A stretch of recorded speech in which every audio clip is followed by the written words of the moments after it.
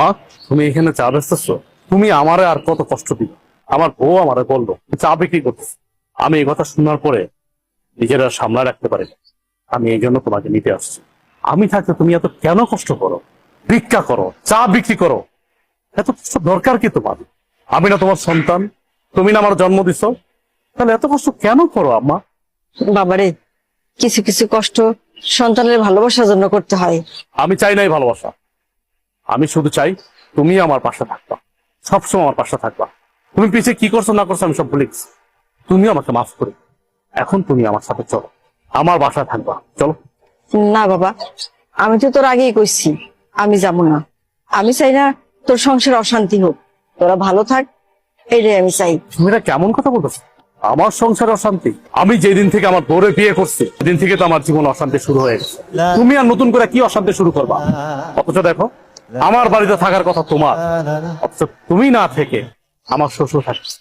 শ্বশুর থাকতেছে non stop, দিনের পরে দিন, রাতের পরে রাত, ভালো মন্দ খাইতেছে, ঘুমাইতেছে, ফিরতেছে। অথচ তুমি রাস্তা রাস্তা ভিক্ষা করতেছো, চা বিক্রি করতেছো। খারাপ লাগে না আমার? আমার তো খারাপ লাগে। তোমার তো ন্যূনতম কমন সেন্সটুকু আছে, অথচ আমার শ্বশুরের কোনো কমন সেন্স নেই। আমার বোর কাছে আমার শ্বশুরই সব। যাই হোক মা, আমি তোমার এত কথা বলতে পারতেছি না, এখন কোনো কথা আমি শুনবো না তোমার। তোমার এই চার ব্যবসা রাইখা এখন আমার সাথে তুমি চলো। এখন থেকে তুমি এই বাড়িতেই থাকবা। তুমি এত কিছুর পরেও সেই তোমার মাকে বাড়িতে নিয়ে এসছো, আমাকে তোয়াক্কা করে তুমি তোমার মাকে নিয়ে আসছো।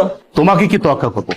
কি তোয়াক্কা করবো তোমাকে? আমি এই সংসারটা চালাই, আমি ইনকাম করি, আমি পাঁচতলায় বসে এসির বাতাস খাবো, আর আমার মা রাস্তা রাস্তা চা বিক্রি করবে, ভিক্ষা করবে, সে গাছের নিচে থাকবে। দেখো, এই সংসারটা আমার, এই সংসারটা আমি মেনটেন করি, তাই আমি যা বলবো তাই হবে।